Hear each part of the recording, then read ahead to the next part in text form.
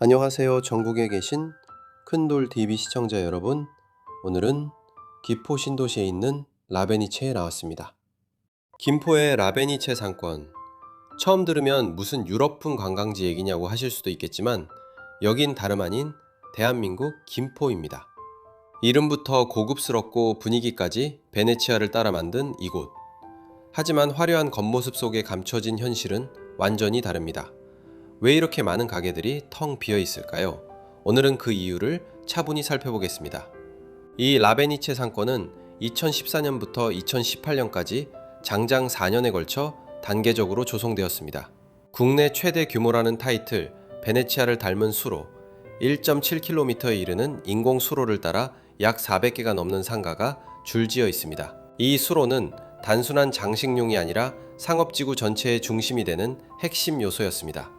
이름만 들어도 고급스러운 이곳은 예능 프로그램에도 자주 등장하며 한때 관광 명소로 주목받았던 곳입니다.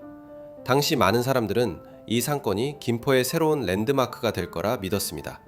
특히 은퇴를 앞두고 노후를 대비하려는 중장년층 투자자들은 안정적인 수입을 기대하며 상가 분양에 뛰어들었죠. 조감도는 눈부셨고 홍보 영상도 그럴듯했습니다. 관광과 상업, 유럽풍 디자인과 수로라는 조합은 신도시에 대한 환상을 자극하기에 충분했습니다. 하지만 지금 이곳을 실제로 가보면 그 기대는 온데간데 없이 사라지고 썰렁한 공실만이 남아있습니다. 겉으로만 보면 잘 되는 상가처럼 보일 수도 있어요. 카페, 음식점, 야외 테이블이 보이고 간판도 멀쩡합니다.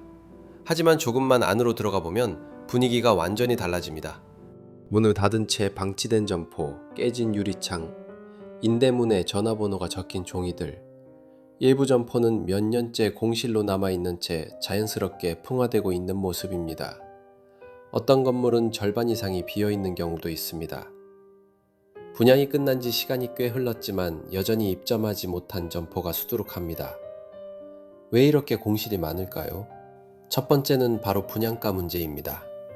초기 분양가는 평당 4천만 원에서 5천만 원 사이, 말이 그렇지 실제로 작은 점포 하나를 마련하려 해도 몇억 원이 훌쩍 넘어갑니다.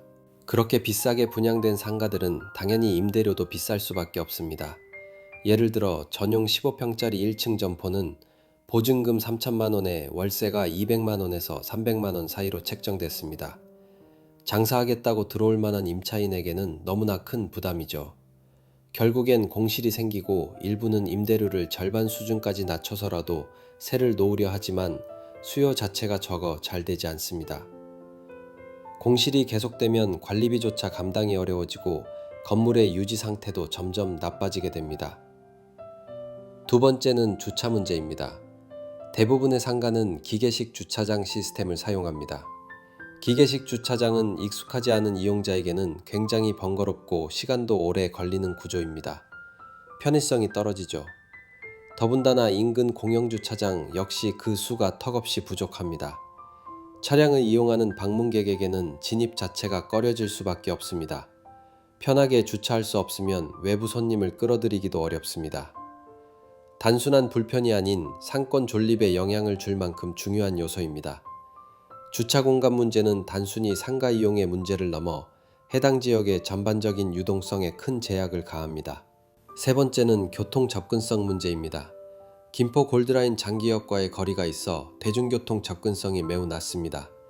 도보로 이동하기엔 멀고 차량으로 오기엔 주차가 불편하니 결국 유동인구는 줄어들 수밖에 없습니다. 일부에선 김포경찰서역 신설 이야기도 있지만 실질적인 도움이 될지는 여전히 불확실합니다. 상가가 살아나려면 사람의 흐름이 필수인데 지금 이 구조로는 흐름이 만들어지기 힘듭니다. 게다가 김포 골드라인 자체가 혼잡도가 높고 배차 간격이 길어 실질적인 대안이 되기 어렵다는 평가도 많습니다. 네 번째는 컨텐츠의 문제, 즉 상권 특색의 부족입니다. 들어서 있는 가게들을 보면 대다수가 어디서나 볼 수 있는 프랜차이즈입니다. 누구나 알고 있는 커피 전문점, 디저트 가게, 음식점들, 이곳만의 매력을 찾기 힘듭니다. 굳이 김포까지 와서 이곳을 찾아야 할 이유가 없다는 이야기입니다.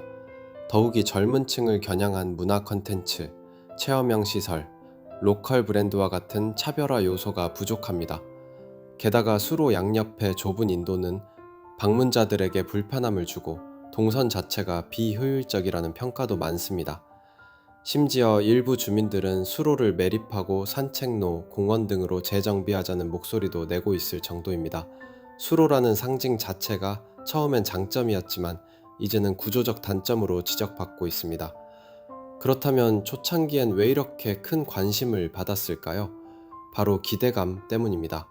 한국의 베네치아라는 타이틀, 반짝이는 조감도, 고급 이미지 마케팅, 이 모든 것들이 사람들의 눈을 사로잡았습니다.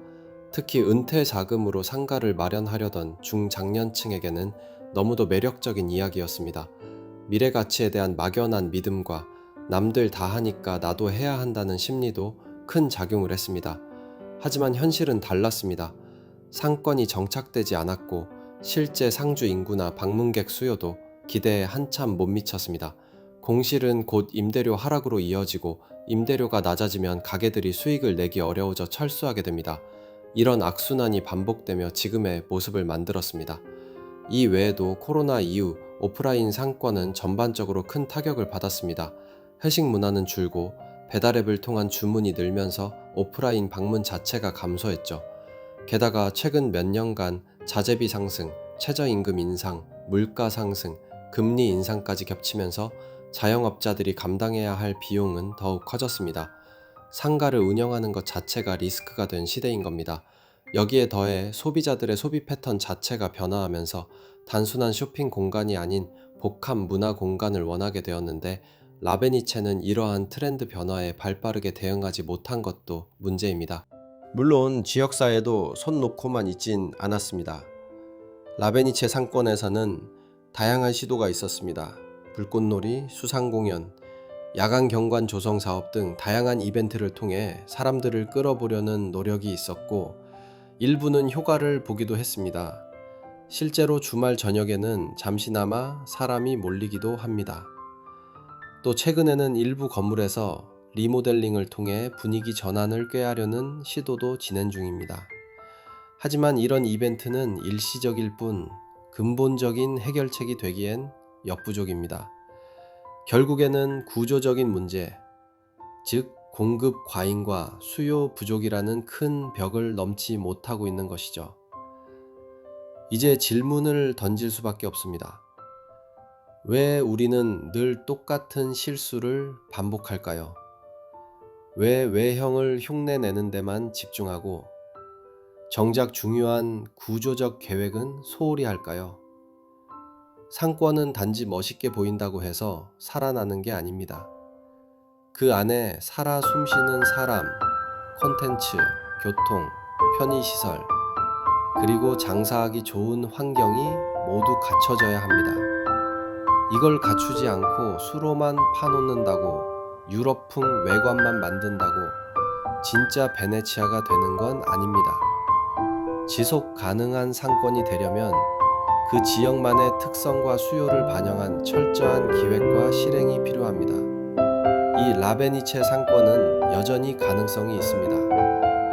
하지만 지금부터라도 제대로 된 진단과 실질적인 대책이 필요합니다. 단기적인 이벤트나 홍보로는 근본적인 변화는 일어나지 않습니다. 장기적인 안목과 실행력 있는 계획이 반드시 따라야 할 시점입니다. 지역사회, 행정기관, 전문가들이 머리를 맞대고 근본적인 처방을 마련하지 않으면 이 공실 문제는 계속될 수밖에 없습니다. 여러분은 어떻게 생각하시나요? 지금 이 상황, 단지 김포만의 문제가 아니라 대한민국 도시 개발의 구조적 문제를 보여주는 사례 아닐까요? 화려한 외관 뒤에 숨겨진 텅 빈 현실. 과연 이 상권은 다시 살아날 수 있을까요? 전국에 계신 큰돌TV 가족 여러분, 오늘 영상이 유익했다고 생각하시면 구독, 좋아요, 댓글로 응원 부탁드릴게요. 큰돌TV는 다음 영상에서도 더 깊이 있는 정보를 전달 드릴 수 있는 이야기로 찾아뵙겠습니다. 감사합니다.